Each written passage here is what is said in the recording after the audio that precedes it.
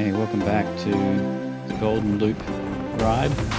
Setting off nice and early for day 2, Nan to Chiang Rai. It was a big day on the bike. Started early, about 7:30.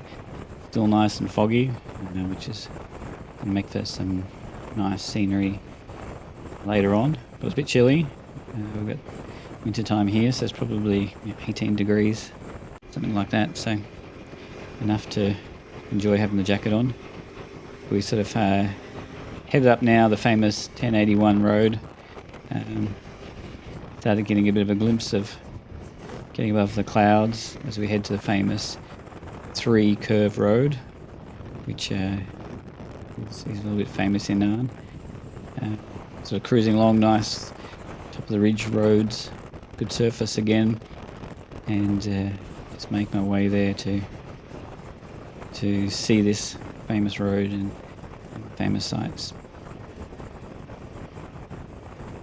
I'd just booked a cheap hotel in Nan, just sort of found it on Agoda, and booked in a couple of hours before. Had a good fried rice dinner. Stopped at this lovely little spot. You can see what that is. It's got the I love sign and the big U for a big switchback corner there. So nice little spot for a bit of romance if you're ever heading that way. But as I kept going along, different spots, the clouds would be blowing up over the ridge and come through the mist like I am at the moment. It was just nice to ride through. Look at that view. How do you like them apples?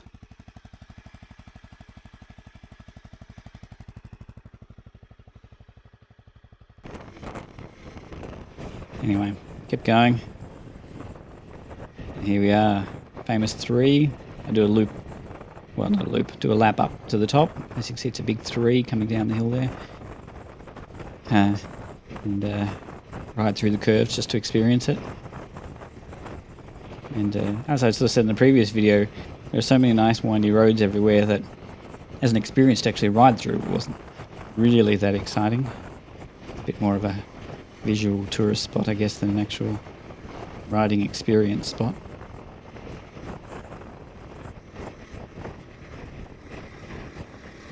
Yeah, got to the top here. Thought, oh, what am I going to do? Turn around? Yeah. Checking the mirrors. Stopping the GPS because that was one of my waypoints. So, head back down through the bends and stop and take a couple of pictures and have a good look.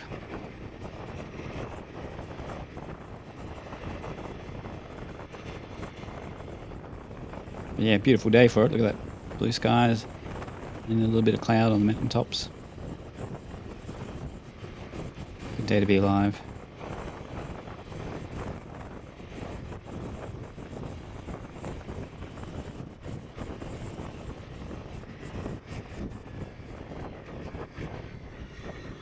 See all the tourists lined up getting their photos. The good thing is, you have a look at this. Come around the corner, duck in between the witches' hats, because it's motorbike specific parking right at the front there, which is nice. They do cater for motorbikes here. Give a special spot where you can park, get a photo of your precious bike in front of the curve. There we go. Stop and took a photo. See some of the tourists there. They thought it'd become fun to come along and take a photo with me and my bike. I don't know whether they'd seen many Australians on a motorbike in that area. And as they were all standing in front trying to take a photo, they leant on my bike, the kickstand folded down and the bike fell over. So that was a nice little treat for me. Luckily I've got some crash bars on the side and no damage was done, so we just had a laugh about it and went about our way. They seemed to jump in their van pretty quick and disappear. But that's alright, no damage. Yeah, having sort of head past the 3 curve spot, going along the 1081 still. I haven't put 1081 up in the corner for a while because I'm on that for half the video. So once you see a different number pop up, you'll know I'm off the 1081 then. But some nice rice paddies off to the left. Some of the big mountains straight ahead, clouds. But yeah, again, beautiful road surface. For most of this, I was actually surprised. All the reviews talk about how really good this surface is of the 1081.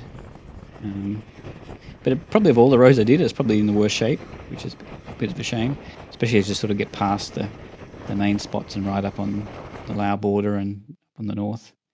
Plenty of good places to stop, get a coffee, enjoy the view, look out over the mountains, just rest a bit. And so didn't stop too much as I had a big day. It started at 7:30 and wouldn't end up getting up to the Golden Triangle there in Chiang Rai until sunset. So, but yeah, just cruising through these villages. Lots of just windy curves. There's been all the time, but still nice and lush and green. It's a good time of the year to come to Thailand, November, December. It's after the rainy seasons, so things are still nice and green. The dry season hasn't been going too long that everything's turned brown yet, which you can tend to get into late January, February. And burning season sort of kicks off then as well, so yeah, November, December is a good time to come. But yeah, lots of steep hills again, and so you sort of had to kick back a couple of gears on the old CRF250 and keep the revs up. Does like to have the revs higher where its power sits.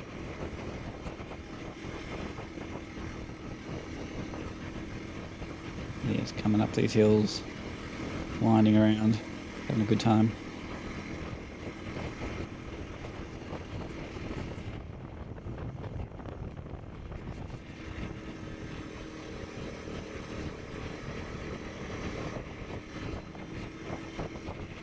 Didn't see too many motorbike tourists around. Just a couple went past then, and were all sort of loaded up. But yeah, I thought I'd bump into a lot more people loaded up on adventure bikes and touring some of these roads, but pretty much only saw locals, which is good. Kept the roads fairly free.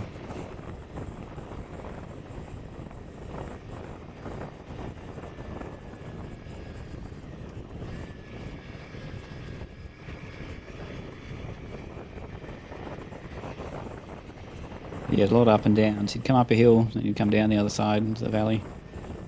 In the valley sort of floors, you'd cruise along. Or in this case, you'd come back down the top of another hill and some of the switchbacks on the way down. Always seeing those dirt tracks and thinking, I wonder where they go. I wonder if I've got time to duck off and explore. But this time I knew I had kilometres to do, mostly tar, so just kept plodding along.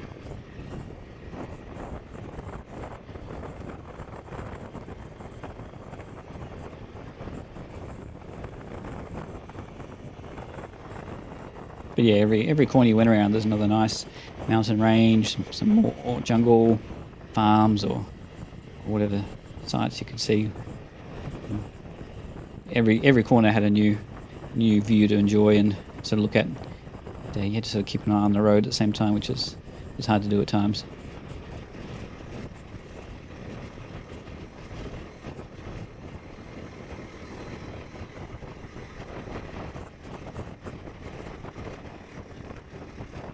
Remember this being a steep one. See, kicking back gears already. Get the momentum up.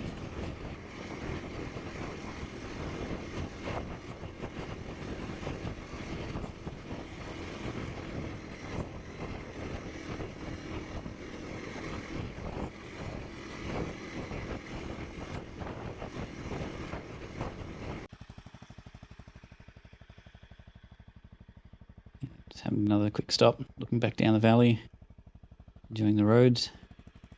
Being a shorty, it's hard to stop sometimes, get your toes down. These rallies sit pretty high for a small capacity engine. It's not too bad. I've got a slightly different kickstand on it that sort of leans over just a little bit extra so I can get on and off easy.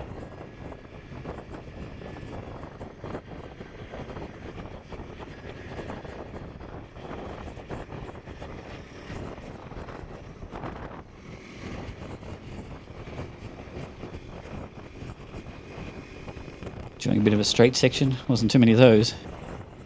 But, at the end of the trip, I looked on my tyres, and you could see a lot of wear on the sides of the knobs that were there. Normally, my tyres wear pretty flat on top, just from a lot of straight roads, but certainly rounding out the edges of the tread this time.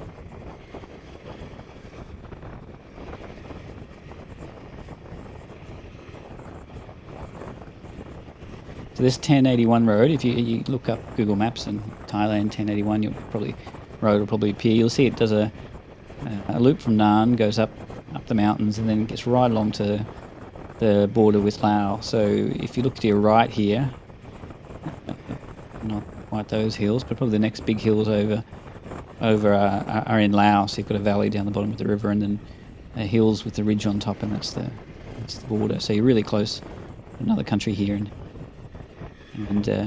yeah, probably just over top of those hills would be Laos in this case. Yeah, nice river running through this valley. As you can see here, the surface was pretty chopped up. I was glad to have a little bit of extra suspension and not really worry too much about it. But yeah, it wasn't the best surface of the roads I've ridden on.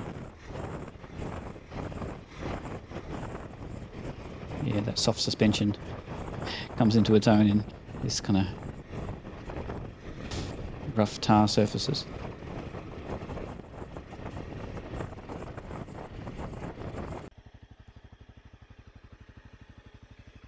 Yeah, having another break. Just enjoying these windy roads and big mountain scenery. At the top of the 1081, as it does a loop, it kicks another left, goes along, heading west now instead of north, and then goes along the Lao border as well, where there is actually a checkpoint, a border crossing that you come within about 1 kilometre of. So I'm sort of getting up to that end of it now. Definitely much more remote. No, there's barely seeing a vehicle through this whole section up the top, 30, 40 kilometres. So quite a bit of farming, like a bit of agricultural stockpile back there, and definitely people working on farms.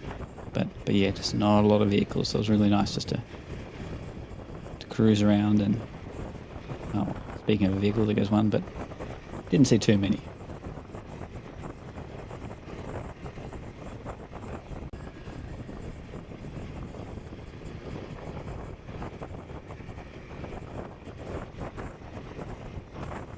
Yeah, so heading off on the horizon off there would be definitely into Laos, in those mountains. But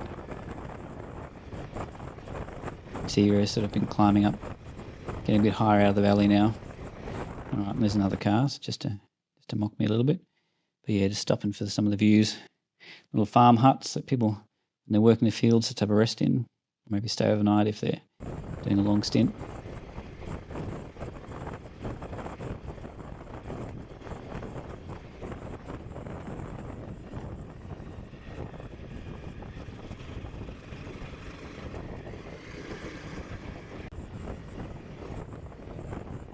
Here's another one of the villages that you come through.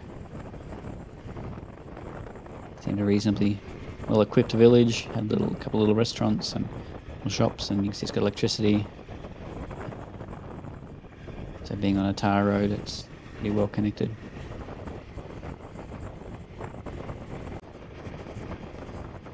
I had wanted to stop for lunch somewhere, but yeah, I did just keep going.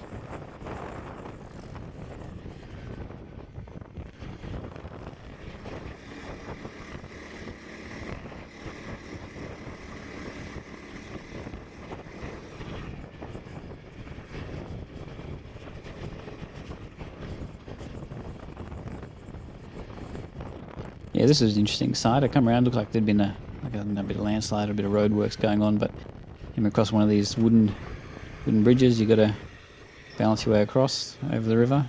When I got to the other side, I could see that they were like husking all the corn, or I wasn't quite exactly sure what they're doing, but they're just chipping like all this processed agricultural material into big piles. And so there was one lot going there, and then off to the left again there was another crew down there operating.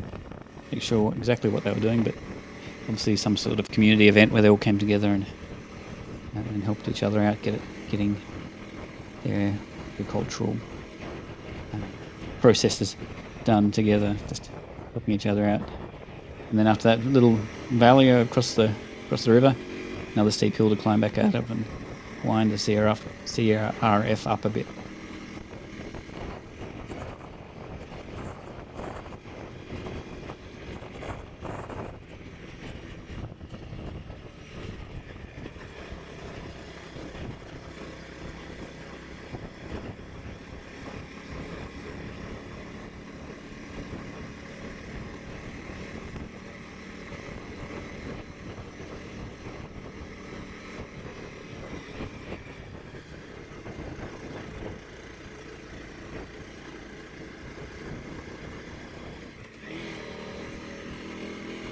Yep, had to kick back a gear.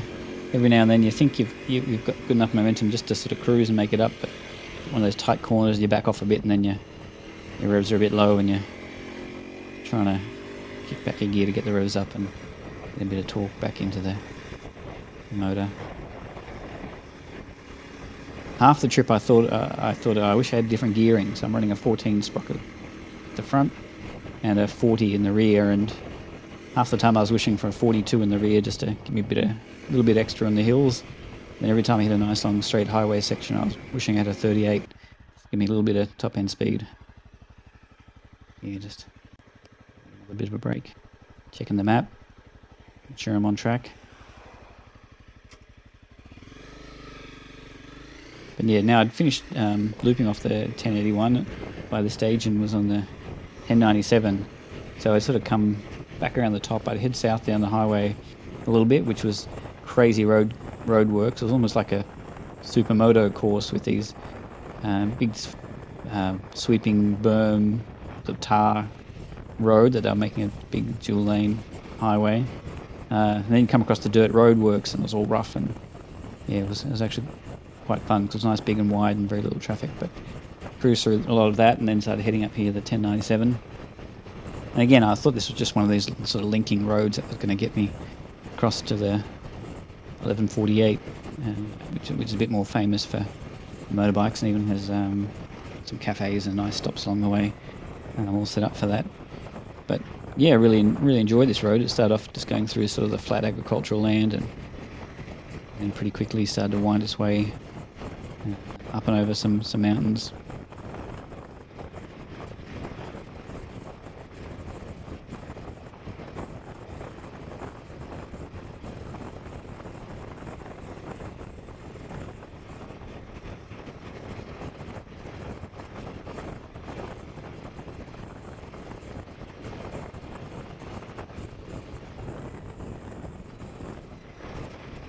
Yeah, don't tell Mum I just crossed over the lines there, but there wasn't much traffic about, so you could sort of cruise along and have a good view ahead. But yeah, trying to keep within the law.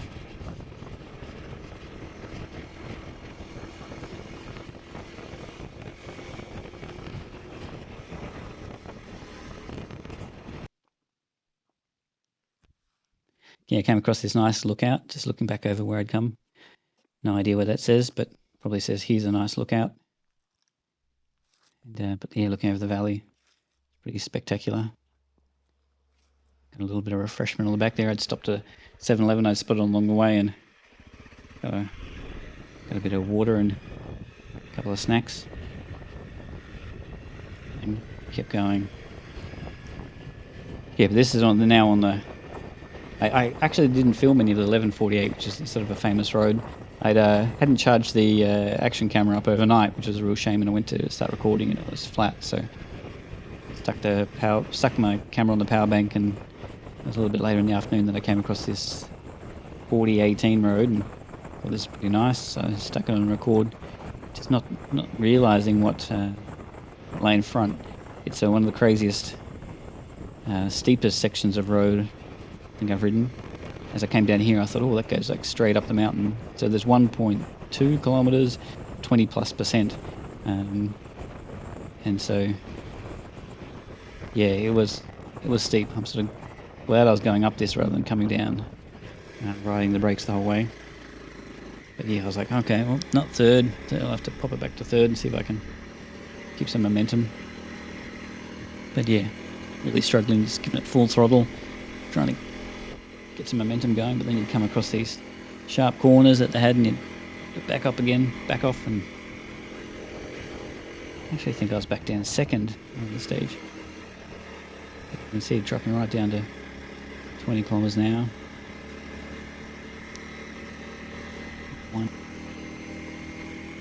Yep, trying to accelerate here as I head up in towards the sun.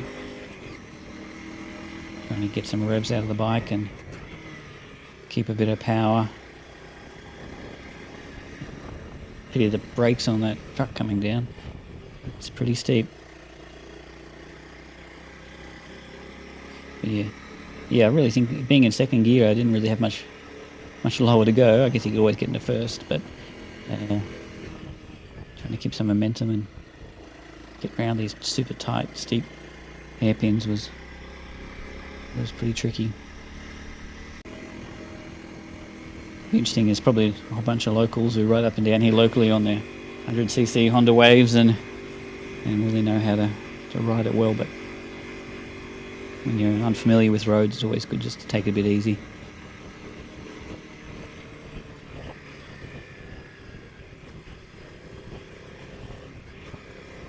But yeah, getting almost up to the top now, it sort of flattens out a bit, and there seems to be a bit of a village and some sort of tourist place to see. Came across here some of a few foreign tourists that I'd sort of seen anywhere. They were on a little Honda Wave or something like that, and, out backpacking around, checking out the sights. And as I sort of came up here, I think this is where the Dragon Pool is, just up here. And I saw a sign there, sort of heading off to the left. But of course, as you go over the top, you sort of come down the other side.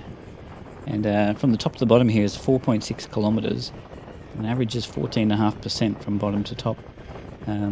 So again, going down was steep as well. And being a bit of a cyclist, I looked it up on Strava and saw it's been 400 attempts and about 200 people who've attempted to climb it. The fastest average speed up is only about 10 kilometres an hour, but better than I could do. So you got to give them a bit of credit for having a good climb up there. And this is sort of looking now towards, I think this was the last hill actually coming down in towards the main Chiang Rai Valley, and then sort of had a flat farmland ride, which wasn't that exciting, towards the Golden Triangle, but yeah, it was a little bit exciting coming down this descent. And there you go, I made it just on as the sun was setting again at dusk.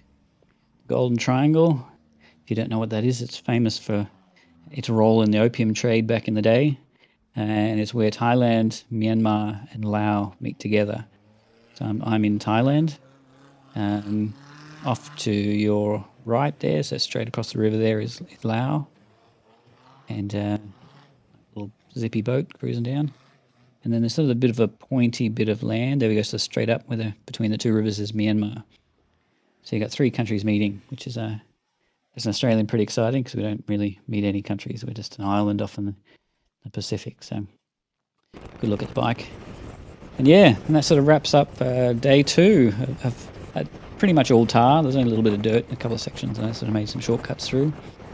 But as I was cruising along thinking, okay, to work out where I'm staying and what to do, I'd noticed that I was running pretty low on fuel, so I looked down there, headed for the next closest petrol station, and filled up ready for the next day's adventure.